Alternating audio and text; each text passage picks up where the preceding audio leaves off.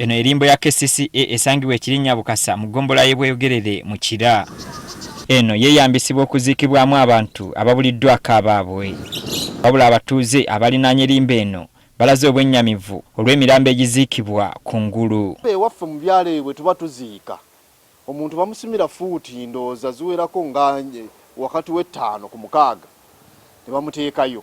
Naye jjukira bano abantu be baleeta okuziika wano bonna nga bwe baleeteddwa oba 20 oba bammeka bonna babateeka mu ntaano emu. Abantu be baleeta kati bongera bwongezi ku bannaabwe ne babongerako ne batakolako ettaka ne bongera bwongezi ku bali bannaabwe.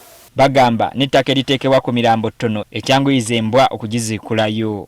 Zijja ne ziryako abali ku ngulu ne ziryako ebiidi nazo ne zikoowa ne zeetambulira. Beeraliikirivu nti bandirumbibwa endwadde ez'enjawulo. Olw'ensonga baba bateeseko obutaka butono ne bateekako ku ngulu engoye ezo ziba zivudde ku bafu. Embeeyo yajjula tebakyalina we baziika abantu mu bufunze naye ate bakyaleetayo.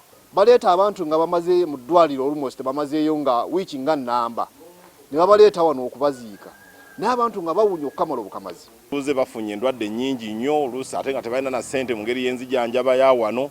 Abakulembeze mu munisipaali y'Ekira batutegeezezza nga bakansala ba kanso ya munisipaali eno bwe bakkiriziganya ne bayisa ekiteeso ekiyimiriza KCCA okuddamu okuziika mulimbo eno. Ensonga yajja ku tebo ng'emaze okuva mu executive twagitebolinga nga mayor ne tubanga tuyisiza resolution KCCA obutaddamu kuziika eyo mulimbo eyo.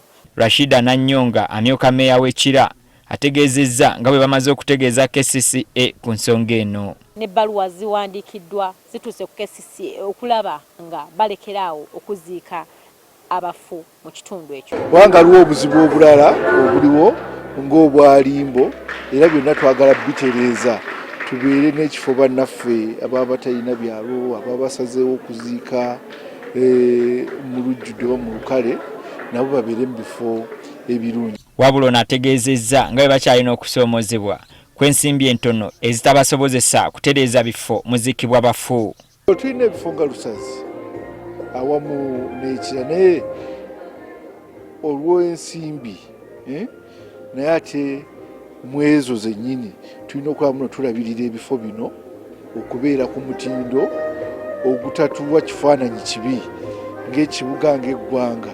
Kino ekijjidde nga KCCA ekyali mu kusoberwa ku kifo ky'okuyiwamu kasasiro ate kati bandidda ku lutalo olulala olw'okunoonya ekifo ky'okutandika okuziikamu abafu oluvannyuma lwa limba eziwera okutandika okujjula.